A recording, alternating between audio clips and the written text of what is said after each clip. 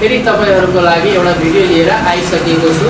यो भिडियो तपाईहरु अन्तिमसम्म हेरेर मलाई साथ दिनु होला। धन्यवाद।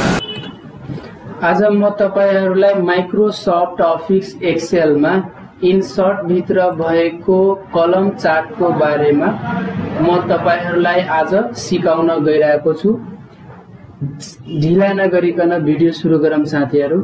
सबभन्दा पहिला तपाईहरुलाई माइक्रोसफ्ट अफिस एक्सेल मा एउटा डाटा बनाउनु पर्छ। तपाईहरु हेर्न सक्नुहुन्छ मैले एउटा डाटा यहाँ बनाइसकेको छ र यो डाटालाई कलम चार्टमा कन्भर्ट गर्नको लागि अथवा रिप्रेजेन्ट गर्नको लागि पहिला यो डाटालाई सिलेक्ट गर्नुपर्छ र त्यसपछि कलम चार्ट भन्ने अप्सनमा जाने र यहाँ 3D कलम रहेको छ, त्यसैगरी यहाँ सिलिन्डर रहेको छ, त्यसैगरी कोन रहेको छ र पाइरामिड रहेको छ। तपाईले के 3D मा चाहिएको छ, 3D कलममा चाहिएको छ भने तपाईलाई 3D कलमलाई क्लिक गर्नुस् र यहाँ तपाई हेर्न सक्नुहुन्छ 3D कलममा अप्लाई भइसकेको छ र यसको कुनाबाट यसको साइज यदि बढाउन चाहनुहुन्छ भने यसको कुनाबाट तपाईले साइज बढाउन सक्नुहुन्छ है।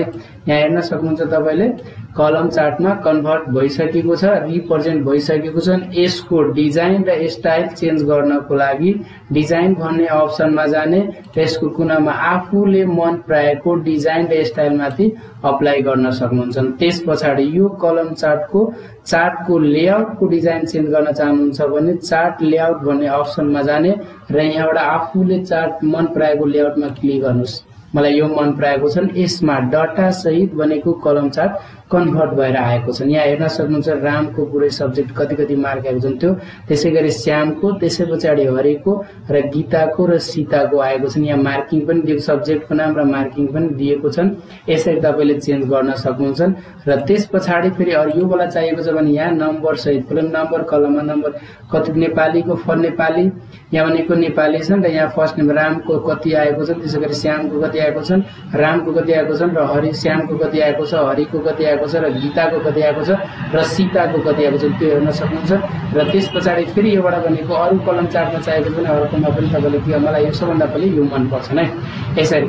त्यसपछि यो कलम चार्टलाई यदि चार्टको टाइप यो चार्टको जसरी कलम चार्टमा, लाइन चार्टमा, पाई चार्टमा यदि कन्भर्ट गर्न चाहनुहुन्छ भने यो कलम चार्टमा क्लिक गर्नुस् र चेन्ज चार्ट टाइप भन्ने अप्सनमा जानुस् र यहाँबाट लाइन चार्ट रहेको छ, तपाईले लाइन चार्टमा कन्भर्ट गर्न सक्नुहुन्छ। यहाँ हेर्न सक्नुहुन्छ तपाईले लाइन चार्टमा कन्भर्ट भएर आएको छ र त्यसैगरी फेरि लाइन चार्टको डिजाइन चेन्ज गर्न चाहनुहुन्छ, लाइन चार्टको डिजाइन पनि यहाँबाट के गर्न सक्नुहुन्छ तपाईले चेन्ज गर्न सक्नुहुन्छ। र त्यसपछि पाई चार्टमा चाहिएको छ भने चेन्ज चार्ट टाइपमा जाने र पाई चार्टमा चाहिँ पाई चार्टमालाई क्लिक गर्नुस् र यसलाई ओके गरे भने यहाँ के हुन्छ पाई चार्टमा कन्भर्ट भएर आएको छ। र यहाँ पाई चार्टको पनि लेआउट तपाईले गर्न सक्नुहुन्छ, पर्सेन्टेजको हिसाबले गर्न सक्नुहुन्छ अनि यसरी तपाईले गर्न सक्नुहुन्छ नै। र त्यसपछि भनेको लाइन चार्ट र पाई चार्टमा लाइन चार्ट कलम चार्टमा आएको छन् हैन। अब त्यसपछि यहाँ रहेको छन् अर्को फेरि चेन्ज टाइपमा गएर तपाईले एरियामा पनि गर्न सक्नुहुन्छ अनि स्क्याटरमा पनि गर्न सक्नुहुन्छ हैन।